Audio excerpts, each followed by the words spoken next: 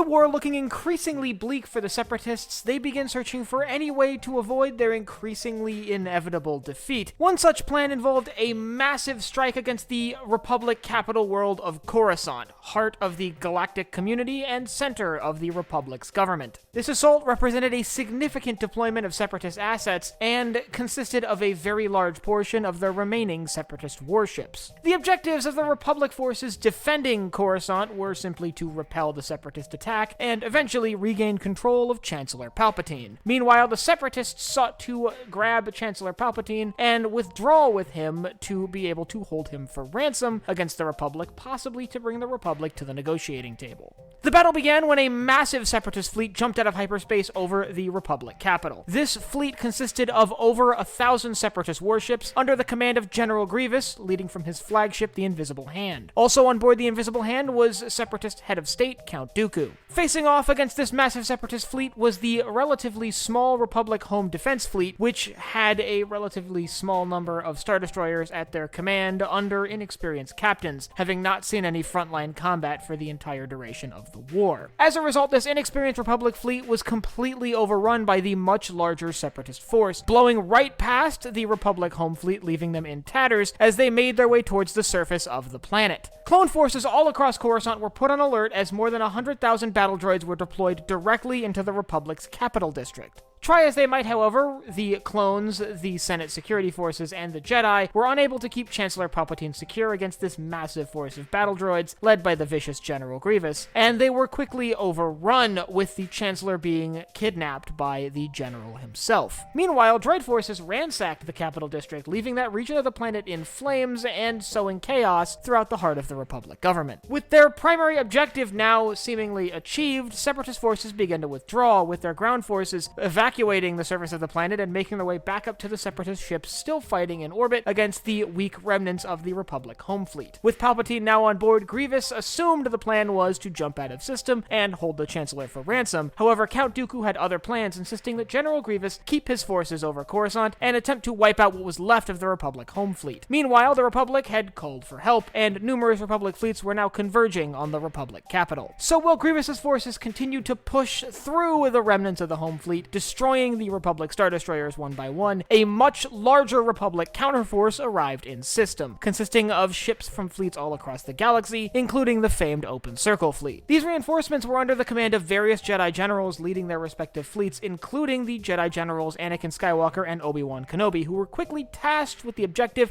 of rescuing the Chancellor. At this point, Separatist forces are now being pinched between the remnants of the Republic home fleet and the now advancing Republic reinforcements, which had trapped the Separatist ships in Coruscant's orbit, forcing a intense close-quarters battle as these ships engaged each other at point-blank range, turning into more of a chaotic mess than a straight-up naval battle. It's in this chaotic mess that Jedi strike teams began advancing through the Separatist fleet, making their way towards the Separatist capital ship, the Invisible Hand, in an effort to rescue the Chancellor. Luckily, two Jedi, Anakin Skywalker and Obi-Wan Kenobi, were able to board the Separatist capital ship and rescue Chancellor Palpatine at the cost of the life of Count Dooku, who died at the blades of Jedi Knight Anakin Skywalker. This Jedi strike team then proceeded to gain control of the Separatist flagship, forcing General Grievous to abandon ship, where he was picked up by a nearby Lucrehulk-class battleship, and piloting the Invisible Hand into Coruscant's atmosphere, leaving its ruins smashed across a small landing strip. Meanwhile, back in orbit, General Grievous, now rallying his forces, realizing that Count Dooku is dead, began planning for a withdrawal, understanding that the Separatists' opportunity to seize control of Chancellor Palpatine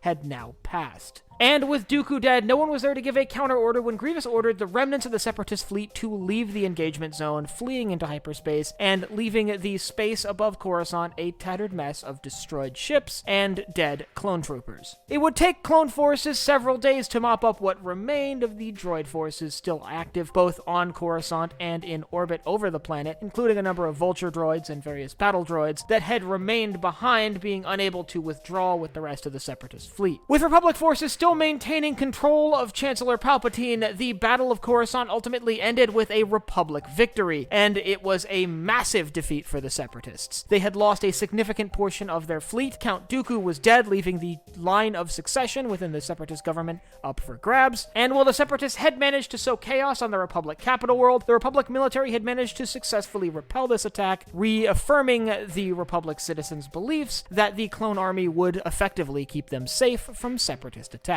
This leaves the Separatists back where they started, facing the Outer Rim sieges all across the outer edges of the galaxy, and fighting an increasingly desperate battle that is obviously careening towards the end of the Confederacy. If you'd like to learn about the last battle, which they also lost, I'll leave a link in the upper right-hand corner to my video on the Battle of Anaxis. And if you have any other engagements you'd like to see covered in future episodes of Battle Analysis and added to the archive, you can let me know down below in the comments.